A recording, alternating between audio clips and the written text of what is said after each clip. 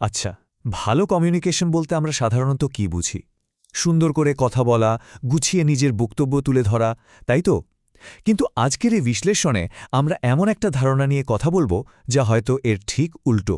আমরা দেখব কিভাবে নীরবতা মানে চুপ থাকাও একটা অসম্ভব শক্তিশালী যোগাযোগের মাধ্যম হয়ে উঠতে পারে। চলুন এই প্রশ্নটা নিয়েই একটু ভাবা যাক, কি হবে যদি যোগাযোগের সবথেকে বড় অস্ত্রটা কোনো শব্দই না হয়, যদি সেটা হয় শব্দের অনুপস্থিতি। এই অদ্ভুত সুন্দর ধারণাটাই আমাদের আজকের আলোচনার একেবারে সেন্টারে। প্রথমেই চলুন আমাদের চারপাশের পরিস্থিতিটা একটু দেখি। আমরা তো এমন একটা সময়ে বাস করছি যেখানে চারদিকে খালি আওয়াজ আর আওয়াজ, তাই না? সব কিছুতে সঙ্গে সঙ্গে একটা প্রতিক্রিয়া জানানোর যে একটা অদৃশ্য চাপ আমাদের উপর কাজ করে, সেটা কিন্তু আমাদের ভেতর থেকে ক্লান্ত করে দিচ্ছে। আর এই পরিবেশেই আমাদের মাথায় একটা ধারণা গেঁথে গেছে যে একজন ভালো কমিউনিকেটর মানেই হলো যার কাছে সবসময় বলার মতো কিছু না কিছু থাকে। যে কোনো আলোচনায়, যে কোনো পরিস্থিতিতে আমাদের একটা মতামত থাকতেই হবে, এটাই যেন একটা নিয়ম হয়ে দাঁড়িয়েছে। কিন্তু কি হবে যদি আসল দক্ষতাটা কথা বলার মধ্যে না থেকে বরং নিজেকে থামানোর মধ্যে থাকে? কি হবে যদি আমরা বুঝতে পারি যে কিছু না বলা বা ইচ্ছে করে কোনো আলোচনায় অংশ না নেওয়ার মধ্যেও একটা অন্যরকম শক্তি লুকিয়ে আছে? চলুন এই বিষয়টা এবার একটু গভীরে গিয়ে দেখি। এখান থেকেই আসছে আমাদের আলোচনার প্রথম বিষয়টা, সংযমের স্বাধীনতা। এর মানে হল ইচ্ছে করে সচেতনভাবে বেছে নেওয়া যে কখন আমরা কোনো কিছুতে জড়াবো না বা প্রতিক্রিয়া দেখাবো না। এটা কিন্তু কোনো দুর্বলতা নয়, বরং এটা একটা বিরাট বড় কৌশল। আমাদের সোর্সের একেবারে প্রথম আর খুব গুরুত্বপূর্ণ একটা কথা হলো, জীবনে যা কিছু ঘটছে বা যা কিছু বলা হচ্ছে তার সব কিছুতেই যে প্রতিক্রিয়া জানাতেই হবে এমন কোনো বাধ্যবাধকতা কিন্তু নেই। এই সহজ কথাটার মানে কিন্তু আসলেই খুব গভীর। তো এর সুবিধাটা কি? মানে সবকিছুতে রিয়াকশন না দিয়ে বেছে বেছে দিলে কী লাভ? প্রথমত, আমাদের মানসিক আর আবেগের শক্তিটা বাঁচে। আমরা অপ্রয়োজনীয় তর্ক-বিতর্ক এড়িয়ে চলতে পারি, যা আমাদের ভেতরের শান্তিটা বজায় রাখতে দারুণভাবে সাহায্য করে। আর সবচেয়ে বড় কথা, এটা অন্যদেরও একটু ভাবার জন্য জায়গা তৈরি করে দেয়।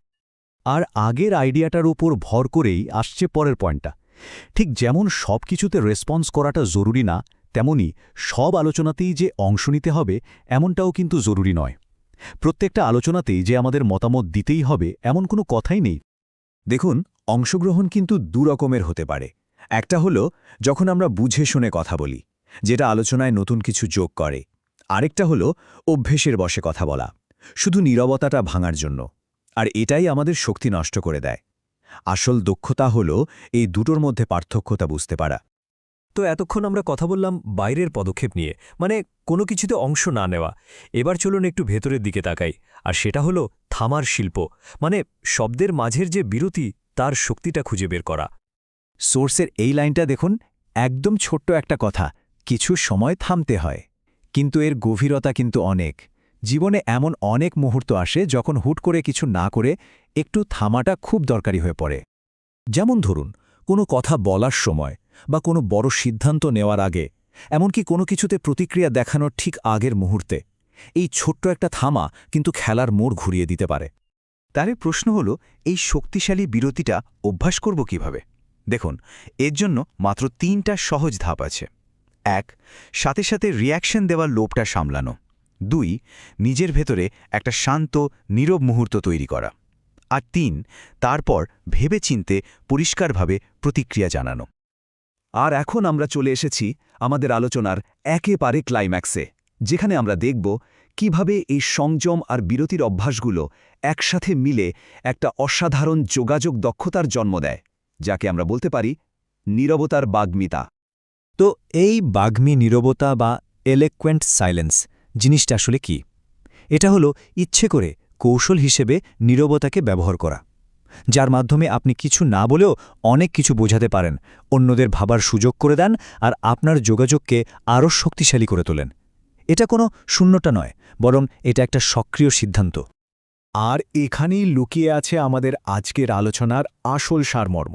কোথায় কথা বলতে হবে সেটা তো আমরা সবাই শিখতে চাই, কিন্তু কোথায় চুপ থাকতে হবে এটা জানাটাও যে একটা কত বড় কমিউনিকেশন স্কিল, এই কথাটা আমাদের সেটাই মনে করিয়ে দেয়। তবে একটা জিনিস কিন্তু পরিষ্কারভাবে বোঝা দরকার, এই পুরো আলোচনার মানে কিন্তু চুপচাপ বা অন্তর্মুখী হয়ে যাওয়া নয়, মূল কথাটা হলো স্ট্র্যাটেজিক হওয়া, মানে কখন কথা বলবেন আর কখন বলবেন না সেই সিদ্ধান্তটা একদম সচেতনভাবে নেয়া। তাহলে আজকের মতো শেষ করার আগে এই প্রশ্নটা সবার জন্য রেখে গেলাম। পরের বার যখন আপনি চুপ থাকবেন, একটু ভেবে দেখবেন আপনার সেই নীরবতাটা আসলে কি বার্তা দিচ্ছে। কারণ মনে রাখবেন, সঠিক সময়ে সঠিক জায়গার নীরবতা কিন্তু হাজারটা শব্দের চেয়েও অনেক বেশি শক্তিশালী হতে পারে।